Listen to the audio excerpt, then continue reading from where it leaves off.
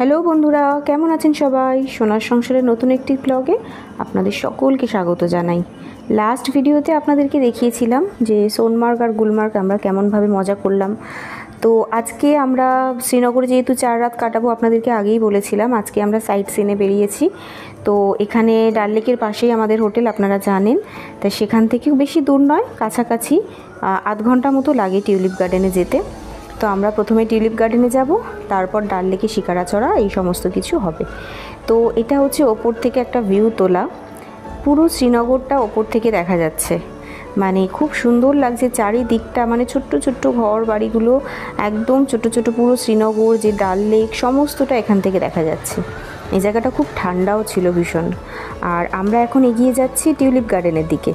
আর আকাশটা ভীষণ মেঘ করে এসেছে, তো সেই কারণে ভাবলাম আগে টিউলিপ গার্ডেনটা সেরে নিই, কারণ বৃষ্টি যদি জোরে এসে যায় টিউলিপ গার্ডেনে আমরা আর যেতে পারবো না, কারণ আরও দেরিও হয়ে যাবে। আর ডাল লেকটা যেহেতু আমাদের হোটেলের একদম পাশেই, আমরা চাইলে বিকেলের দিকে বা একটু দেরি করে হলেও শিকারাটা চড়তে পারবো। তো ওখান থেকেই সব স্পিড বোট, তারপর যেসব জেট স্কিগুলো আছে বাইকের মতো, যেগুলো একজন করেই চালায়, তো সেইগুলো সব দেখা যাচ্ছে। তো দেখে সবাই ওখান থেকেই ঠিক করে নিয়েছে যে ওগুলো সব চড়া হবে। তো ঠিক আছে, আগে আমরা টিউলিপ গার্ডেনে যাই, সেখানে দেখি, তারপর ওখান থেকে ঘুরে এসে বৃষ্টি যদি না হয়, ওয়েদার কীরকম কী থাকে সেই অনুযায়ী আমরা আবার ডাল লেকে স্পিড বোট ওইগুলো চড়ার ইচ্ছা আছে। আর এই দিকে সব পেছনে আমাদের পুরো টিম, আমার মা, দাদারা, বাচ্চাগুলো, আমার দিদি, দাদা, ওরাও পেছনে আছে, আমার ভাবি, সবাই আসছে একসাথে। কিন্তু আকাশে এতটা মেঘ করে এসেছে, খালি ভয় লাগছে বৃষ্টি না এসে যায়। তা মোটামুটি আপাতত মেঘলাই ওয়েদার আছে। আমরা টিউলিপ গার্ডেনে চলে এসেছি। আপনারা দেখেই বুঝতে পারছেন কতটা সুন্দর এখানটা, মানে চারিদিকে ফুল আর ফুল। মানে মনে হচ্ছে যেন কোনো একটা ফুলের দেশে আমরা চলে এসেছি, যেখানে নানান রঙের রং বেরঙের ফুল, মানে অপূর্ব একটা সুন্দর চারিদিকটা। এখান থেকে ঢোকার সময় একটু প্রথমটা একটু ভিড় আছে, যেহেতু এন্ট্রান্সের গেটটা ক্রস করে আমরা একটু হেঁটে এগিয়ে যাচ্ছি। তারপরে ভেতরটায় গেলে বিশাল বড় ফাঁকা এলাকা, যেটা আমরা দূর থেকেই এখন দেখতে পাচ্ছি। চলুন তাহলে এগিয়ে যাওয়া যাক, আর একটু ভেতরের দিকে যাই। মানে এখানটায় এসেই সবার মনটা ভালো হয়ে গেছে নানান রকম ফুল দেখে। আর সবার সেই সিলসিলা বইয়ের যে রেখা অমিতাভের যে একটা গান আছে, দেখা তো এক খাব, সেই গানটার কথা সবার মনে পড়ে যাচ্ছে। কারণ এই সিনগুলো আমরা জেনারেলি সিনেমাতেই দেখে থাকি, কোনো মুভিজে, সিনেমা, মানে এই সব সিনগুলো আমরা যেভাবে সিনেমাতে দেখি পুরো নিজের চোখের সামনে সেইভাবেই দেখছি। আর বারবার ওই সিলসিলা বইয়ের গানটাই মনে পড়ে যাচ্ছে সবার, কারণ পুরো হুবহু একই সিন। চতুর্দিকে নানান রঙের টিউলিপ ফুল, নানান কালারের, নানান ভ্যারাইটি। মানে এগুলো অ্যাকচুয়ালি এখানে এসে জানতে পারলাম যে টিউলিপ গার্ডেনটার গুরুত্ব এতটা কেন। সারা বছরে আপনি যখনই কাশ্মীরে আসেন না কেন, শ্রীনগরে যখনই আপনি ঘোরেন না কেন, আপনারা কিন্তু সবসময় টিউলিপ গার্ডেন পাবেন না। এই ফুলটা মোটামুটি 22 দিন থেকে 28 দিনের মধ্যেই ঝরে যায়। মানে সারা বছরে আপনি ওই 22 দিন থেকে 28 দিন মতো এই ফুলগুলো থাকে। তো পুরো বছরের মধ্যে এই যে 28 দিন থেকে 1 মাস মতো টিউলিপ গার্ডেনটা খোলা থাকে, বাকি সময় কিন্তু টিউলিপ গার্ডেন বন্ধ থাকে, কোনো ফুল এখানে থাকে না। আর আরও একটা বিশেষত্ব হচ্ছে, আপনারা এখানে একই জায়গায় টিউলিপ ফুলের এত ভ্যারাইটি একসাথে দেখতে পাবেন, যেটা কিনা পুরো ভারতবর্ষে কিন্তু কোথাও একসাথে এইভাবে দেখতে পাবেন না। তো একমাত্র ভারতবর্ষে এই একটাই টিউলিপ গার্ডেন আছে, যেটা হচ্ছে শ্রীনগরে। আরও অনেক গার্ডেনে আপনারা হয়তো টিউলিপ ফুল পাবেন, বাট টিউলিপ গার্ডেন শুধুমাত্র পাবেন না, ওখানে হয়তো টিউলিপ ফুলের সাথে আরও অন্যান্য ফুল থাকবে। কিন্তু শুধুমাত্র টিউলিপ ফুলের এত ভ্যারাইটি একসাথে একত্রিতভাবে এক জায়গায় দেখতে গেলে আপনাকে অবশ্যই শ্রীনগরের টিউলিপ গার্ডেনে আসতে হবে। আর সেটা হচ্ছে আপনাকে এপ্রিলেই আসতে হবে, কারণ আপনি যদি মে মাসে আসেন বা মার্চে আসেন, আপনারা কিন্তু পাবেন না টিউলিপ গার্ডেনে। একমাত্র এপ্রিলেই আপনাদেরকে আসতে হবে, তবেই এই সুন্দর সুন্দর ফুলগুলো নিজের চোখের সামনে এইভাবে আপনারা দেখতে পাবেন। তাই এখানে না আসলে বুঝতেই পারতাম না যে মানে সত্যি মানে এত সুন্দর দৃশ্য, এত সুন্দর লাগছে ফুলগুলো। মানে যেদিকেই তাকাচ্ছি বিশাল বড় গার্ডেনটা, বিশাল বড় গার্ডেন, চতুর্দিকে আপনি যত দূরই হেঁটে যাবেন না কেন সব দিকেই একইভাবে টিউলিপ ফুল ফুটে আছে। আর সব ফুলগুলো মানে এরা যে রক্ষণাবেক্ষণ করে অবশ্যই তো একটা খুব গুরুত্বপূর্ণ কাজ ওদের, এটা সারা বছরে একবারই হয়, কিন্তু সত্যি যারা এই কাজগুলো করে এত নিখুঁতভাবে এত নিপুণভাবে করে কাজগুলো, মানে এক শাড়ি দিয়ে একই রঙের ফুল পরপর ফুটে উঠেছে, দেখতে কত সুন্দর লাগছে। আমরা এখানে প্রচুর পিক তুলেছি সবাই, আর সবার খুব ভালো লাগছে এখানটায় এসে। চারিদিকে ফোয়ারা করা আছে, আমার পেছনে যেগুলো দেখতে পাচ্ছেন সবগুলো ফোয়ারা। আমার জানা নেই ওখানে লাইটেরও ব্যবস্থা রয়েছে, হয়তো ওগুলো রাত্রি জ্বালায়, সেগুলো এখন হয়তো জ্বলছে না, তাই বুঝতে পারছি না, যেহেতু এখন দিনের বেলা। তো রাত্রেবেলা এগুলো জ্বললে তাহলে চিন্তা করুন আরও কত সুন্দর লাগবে, জাস্ট ইম্যাজিন করেই কত ভালো লাগছে। আর চারিদিকটা সুন্দর ফুল ফুটে আছে, আর তার চারপাশ থেকে পুরো বরফের পাহাড়, কোনো দিকে এমনি পাহাড় দেখা যাচ্ছে, কোনো দিকে আবার পাহাড়ের মাথায় অল্প অল্প বরফ রয়েছে, আর তার উপর একটা মেঘাচ্ছন্ন ওয়েদার, মানে সব কিছু মিলে খুব সুন্দর লাগছে।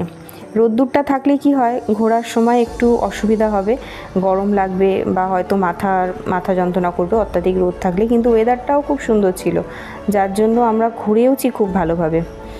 আর সব কিছু মিলিয়ে খুব সুন্দর লাগছে। আর এই লাল ফুলগুলো দেখুন, এত সুন্দর লাগছে লাল ফুলগুলো, মানে নজর কাড়া যাকে বলে, সমস্ত কিছুর মাঝখানে যেন এই লাল ফুলগুলো নজর কেড়ে নিচ্ছে, এক সারি সারি দিয়ে একদম টকটকে লাল রং আর কি, খুব সুন্দর লাগছে। কিন্তু এবারে না আস্তে আস্তে বৃষ্টি পড়া শুরু হয়ে গেছে, হালকা হালকা ছিটে ফোঁটা বৃষ্টি পড়ছে, 2-1 ফোঁটা। পর গার্ডেন থেকে বেরিয়ে আমরা এবারে ডাল লেকে চলে যাব। তো এসে গিয়েছি ডাল লেকে। তো সব বাচ্চাগুলো বড়রা সবাই অপেক্ষায় ছিল কতক্ষণ এখানে এসে এই সবগুলো চড়া হবে। তো আমার ছেলে এটা যাচ্ছে জেট স্কি, তো জেট স্কিতে এই প্রথমবার ও চড়ছে, কোনো দিন এর আগে আমি চড়তে দিইনি, অনেক জায়গাতেই দেখতে পেয়েছি বাট চড়তে দিইনি। এই আজকেও আমি চড়ার জন্য একদমই রাজি ছিলাম না, কিন্তু ও মনটা তো খারাপ করছে, তাও ভাবলাম মন খারাপ দেখলে হবে না, কারণ একটা সেফটির ব্যাপার থাকে। তো ওনারা আবার অনেকটাই ভরসা দিলেন যে দেখুন অনেকজন তো নয়, ওকে একা নিয়েই আমরা একাই যাচ্ছি, ইনকেস কোনো প্রবলেম হলে ওকে, আমি তো একা আছি, ও একা, তো অনায়াসেই ওকে আমি বাঁচিয়ে নিতে পারবো, ওকে আমি তুলে নিতে পারবো। আর তাছাড়া আমার ছেলেও সুইমিং শিখেছে, তো সব কিছু মিলে এখন একটু সাহস হলো। আগে তো ছেলে সুইমিংটা জানতো না, এখন ছেলে সুইমিংও শিখেছে, কিন্তু জলটা বীভৎস ঠান্ডা, সেটাই একটা ভয় ছিল। তো ওনারা বললেন আমাদের রেস্কিউ বোট সবসময় রেডি থাকে, ইনকেস কোনো প্রবলেম হলে কোনো ভয় করবেন না। তো পুরোটা যদি রাউন্ড দেওয়া যায় 1200 টাকা, হাফ দিলে 600 টাকা। তা আমি তো এমনিই চাইছিলাম না পাঠাতে, তা আমি সেই কারণে বললাম যে পুরোর দরকার নেই, আপনি হাফ কি তার থেকেও কম পারলে ঘুরিয়ে নিয়ে ব্যাক করে চলে আসুন, বেশি দূর যাওয়ারও দরকার নেই, শুধুমাত্র ওর শখটা পূরণ হওয়ার জন্যই চড়ানো। তো যাই হোক ফাইনালি চড়ে ফিরলো, যতক্ষণ মানে বোটে করে ও জেট স্কি করে গেছে ওই দিকটায়, আমার তো খুব চিন্তা হচ্ছিল মনে মনে, যতক্ষণ না ফিরে আসছে। আর এই দেখুন কিভাবে কাত করে করে ওখান থেকে আনছে। আমি যাওয়ার সময় বলেছিলাম অন্যদেরটা দেখে যে অত বেশি কিন্তু কাত করবেন না, ওর বেলা ছোটো তো, আর প্রথমত মাথায় লম্বা হয়ে গেছে, বয়সটা অনেকই কম, 13 বছর বয়স, কিন্তু ও কিন্তু খুব বড় হয়ে যায়নি, লম্বা ভেবে অনেক বড় মনে করবেন না, ওনাকে আমি বলেই পাঠিয়েছিলাম। তো উনি আবার বললেন একদম ভয় পাবেন না, নিশ্চিন্তে থাকুন। তাও দেখলাম একটু কাত করে করে শেষের দিকে হয়তো ওর ইচ্ছাটা রাখলো।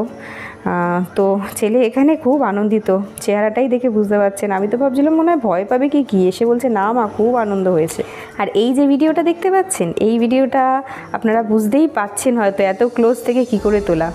এটা হচ্ছে যিনি মানে ট্রেনার আছেন, যিনি চড়িয়ে দিচ্ছেন এই জেট স্কিটা তো একা কারোর হাতে ছাড়ে না, সে বড় হোক আর ছোটো, ওনারা সাথে থাকবেই। তো ওনারা একটা ভিডিও তাদের হাত থেকে ক্যামেরায় তুলে দেবে, তো সেইটার জন্য আলাদা ওরা চার্জ করে 200 টাকা করে। তো আপনার যদি ভিডিওর প্রয়োজন থাকে আপনি বললে ওরা এরকম লাইভ যখন চড়ছেন সেই মুহূর্তের ভিডিওটা ওরা ক্যামেরাবন্দি করে তুলে দেবে। দেখুন ছেলের হাতে কিন্তু পুরো হ্যান্ডেলটা উনি ছেড়ে দিয়েছিল, এখন টার্ন করার সময় উনি আবার হ্যান্ডেলটা ধরলো। তো এই ভিডিওটা ওনারা বলেছিলেন, তো আমি প্রথমে ভাবছিলাম যে থাক, তারপর ভাবলাম ভিডিওটা দেখার পর যে না এই ভিডিওটা নেওয়া দরকার, তো আবার ওনাদেরকে 200 টাকা দিয়ে এই ভিডিওটাও নিয়ে নিলাম। এটাতে ছেলের এক্সপ্রেশনটা ভালো করে দেখা যাচ্ছে যে চড়ার সময় ও ভয় পাচ্ছিল নাকি আনন্দে ছিল। আর এই যে ছোটো পুচকু আমার দিদির ছেলেটা, দাদা যেই চড়েছে ওরও মনের সাহস আরও দ্বিগুণ হয়ে গেল। তার আগে বলছিল মা চড়বো, তবে অতটা কনফিডেন্ট ছিল না, ভাবছিল বাচ্চাদের চড়তে দেয় কি দেয় না, কিন্তু দাদা চড়েছে অমনি ব্যাস মা আমিও চড়বো। আর দিদি বলে আর শোনে, দাদাও চড়লো ও চড়বে, ও পুচকুটাও চড়ছে। আমরা এত বড় হয়ে গেছি এখনও কতটা ভয় পাই, মানে এইসব কিছু চড়া তো দূরের কথা, ওদের চড়াবো সেটাও ভয় লাগছে। আর ওদের দেখুন চোখ মুখে কোনো ভয় নেই, এত সাহস, একদম মুখ চোখে কোথাও একটু ভয়ের ছাপ নেই। কি সুন্দর ভালোই আছে, নির্ভয়ে চড়ছে, সবই ঠিক আছে, কিন্তু সেফটির দিক থেকে ওনারা একটু ভরসা দিলেন বলেই সেই কারণেই এদেরকে ছাড়া, না তো কিন্তু একদমই ছাড়ার কোনো প্ল্যান ছিল না, চড়ানোরও কোনো প্ল্যান ছিল না। তো তারপরে আমরা সবাই মিলে একটা বড় স্পিড বোট বুক করে সবাই মিলে একসাথে উঠেছিলাম এই স্পিড বোটটায়। তো সবাই ওই ড্রাইভার দাদার হ্যান্ডেলটা ধরে ধরে একটু ফটো তোলা হলো। তো এখানেও হালকা হালকা ছিটেফোঁটা বৃষ্টি পড়ছিল, আবার একটু বন্ধ হয়ে গিয়েছে বৃষ্টিটা। তো এখন ওই ড্রাইভার দাদা আমাদেরকে নিয়ে যাচ্ছে, আমরা সবাই বোটে একসাথে ঘুরছি।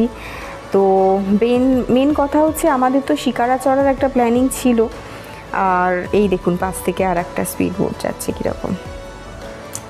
তো শিকারাটা আমাদের পেন্ডিং করলাম যে এখন স্পিড বোটটা চড়ে নিই, ওটা বিকেলের দিকে চড়বো যদি ওয়েদার ভালো থাকে। তো তবে যেভাবে মেঘটা করে এসেছে আকাশে, মনে হচ্ছে না আজকে আর শিকারা চড়াটা সম্ভব হবে।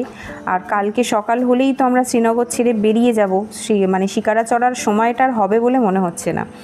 তো একটা মন খারাপ ছিল যে শিকারায় বসে একটা ফটো তোলার ইচ্ছা ছিল, ওখানকার কাশ্মীরি ড্রেস পরে সাজগোজ করে।